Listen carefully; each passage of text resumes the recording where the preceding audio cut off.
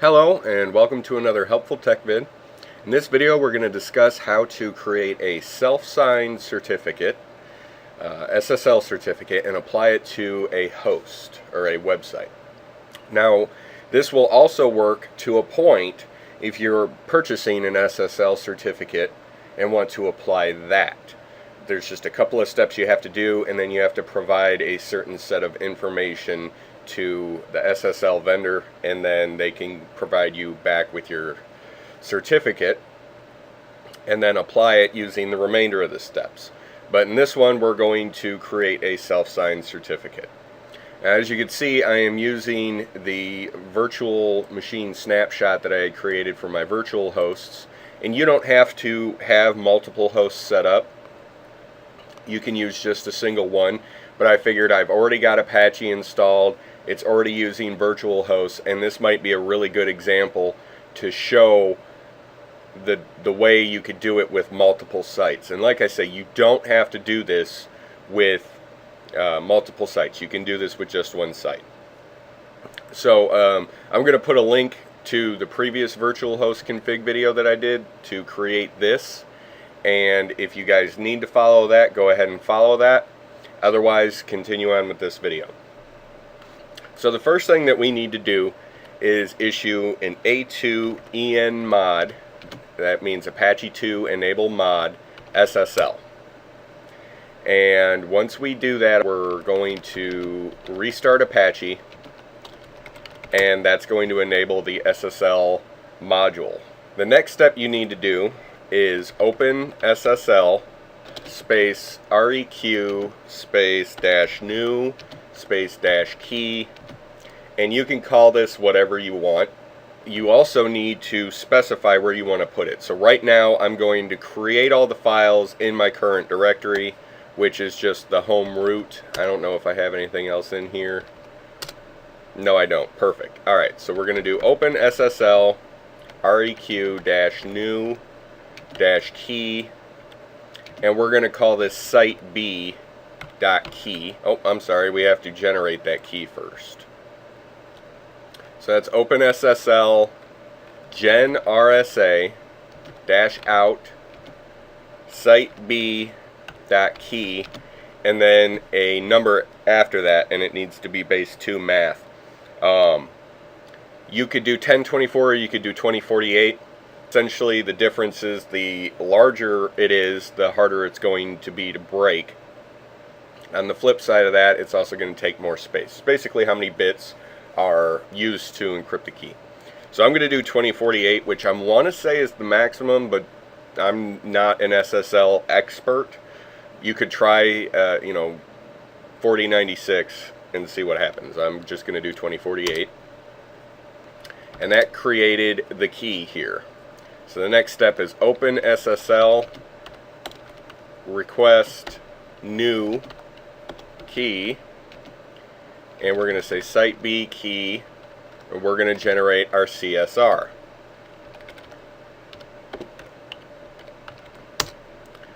Now this is going to prompt you for a bunch of information, so I'm just going to say US, some state. I'm going to say I'm in Illinois, so Illinois. City, I'm going to put Chicago. Organization name, I'm going to put Helpful Tech Vids. Unit name, I'm going to say IT, I guess. Common name server, so we're going to say siteb.com.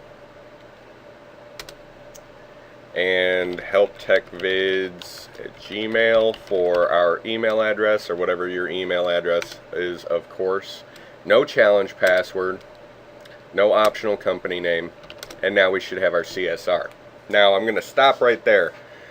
The CSR is what is needed by the SSL vendor to give you a certificate back. And provided that all of the information you just punched in up here is accurate, they will provide you an SSL certificate, and then you can install it. Since we're doing a self-signed certificate in this particular example, I don't need to do that, but essentially they're going to give you a some sort of file that you'll then need to store in an Apache accessible folder. So the next step is going to be to create our .crt file, which may, if you're getting an SSL cert from a vendor, this may be the file that ends up getting sent to you from them. We're going to say open SSL 509, sorry, X509 -request -days, and then you specify the number of days that you want the certificate to be valid for. For this particular example, I'm just going to use 365, so it'll be good for a year. The in, and we need to specify our CSR file. And then we need the key, so -sign key, and the key file. And then we're going to specify out and the name of the certificate. So we have these three files now. We have siteb.crt, siteb.csr, and siteb.key. So now what we need to do is we need to move the CRT and the key. The CSR, I believe, can be deleted at this point, but the key and the CRT need to be in an Apache accessible folder. So you could put this in Etsy, Apache 2, create a new directory called certs or something like that, or you could just put it in, I believe it's Etsy SSL-certs. So that's what we're going to do. We're going to move siteb.crt to Etsy SSL, I think it's SSL, certs. And we're also going to move the key there.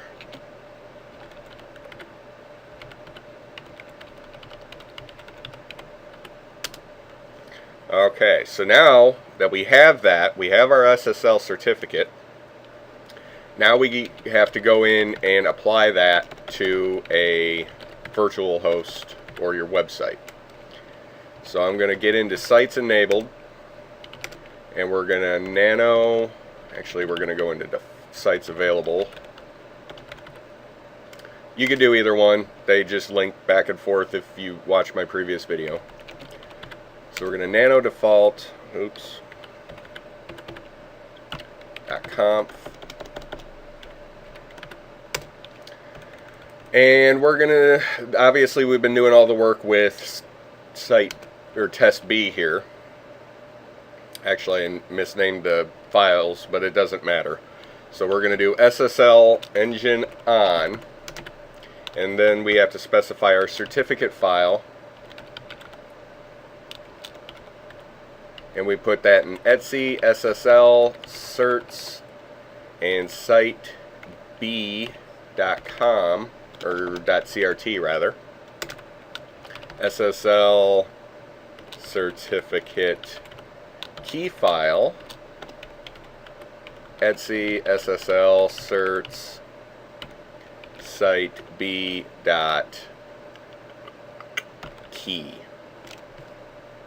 And actually, you know what I'm going to do, just to keep it clean, I'm going to go rename those files really quick. Just going to pause the video while I do that, and then I'll come back to this screen. I'm just going to rename them to testb.cert and testb.key.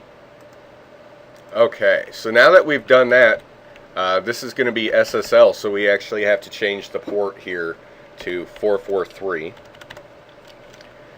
And that's the default port for HTTPS. So if we Control-X and save that, and we'll do an Apache 2 reload for good measure. So now if I try to go to siteb.com, it shouldn't load, or testb.com rather.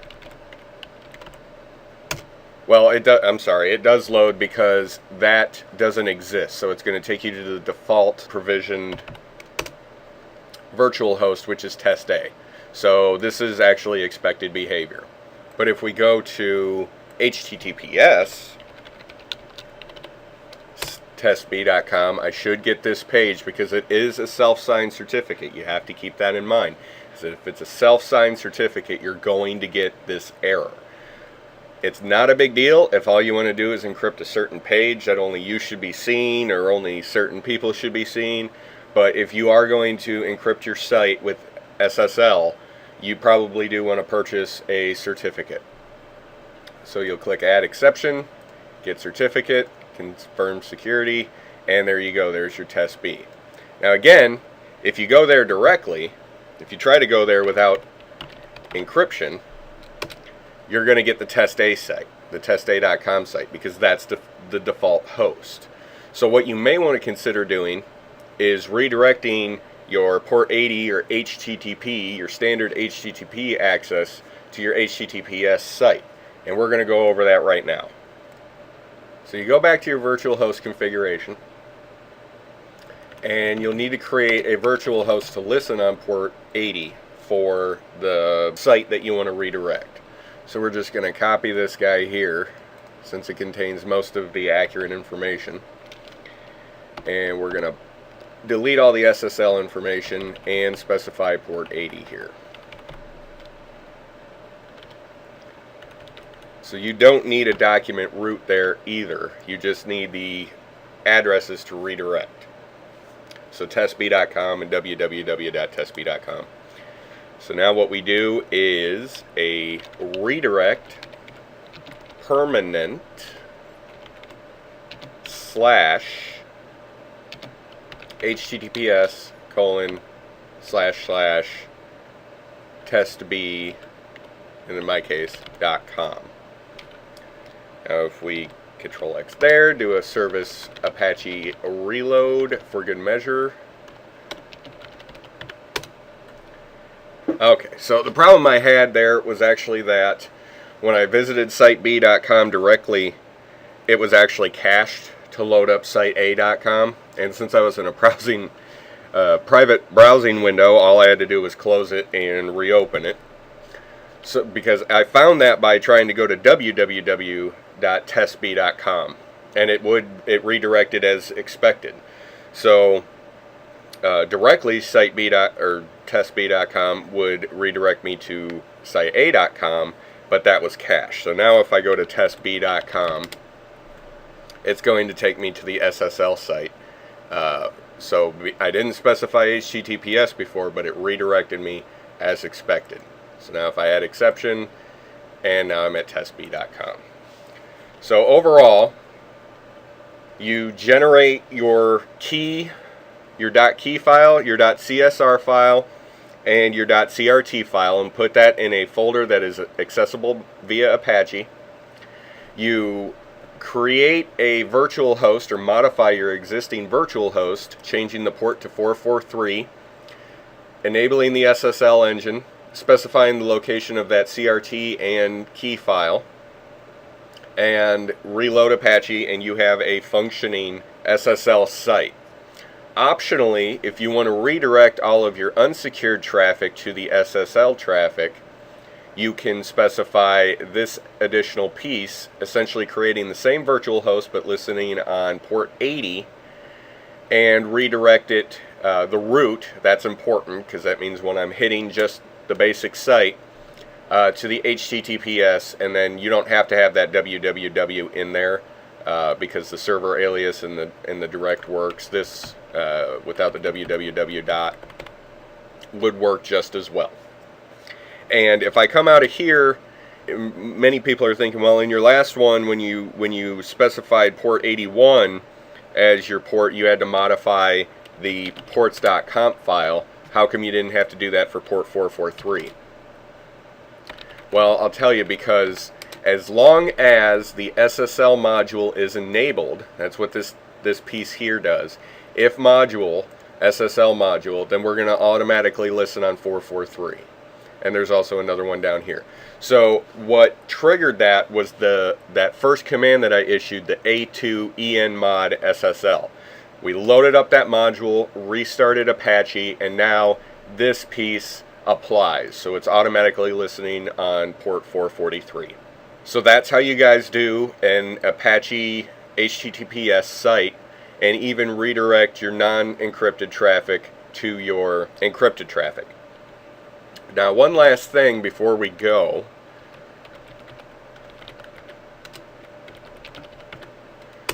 Is that if you were purchasing an SSL cert, the .crt file, you might get a file, that's the file that you need to put in an Apache accessible folder. For example, Etsy SSL certs. And whatever it's named, or you could even rename it, I'm pretty sure. That's what you would put in for this piece. But you would have already generated your key and your CSR to get this. So you generate your key there with the command we mentioned earlier. And then you generate the CSR off of that key. The CSR is what you upload to your SSL vendor. And then they'll kick back a certificate file for you. So the certificate file, this line, would be what you get from your SSL vendor. And the key, this line, is what you specified that you generated. So hopefully that makes sense. But as always, if you guys have any problems, questions, concerns, comments, if you saw something that I screwed up, please do leave a comment. You can always like, share, subscribe if you guys appreciate the work that I'm doing. And we'll catch you on the next video.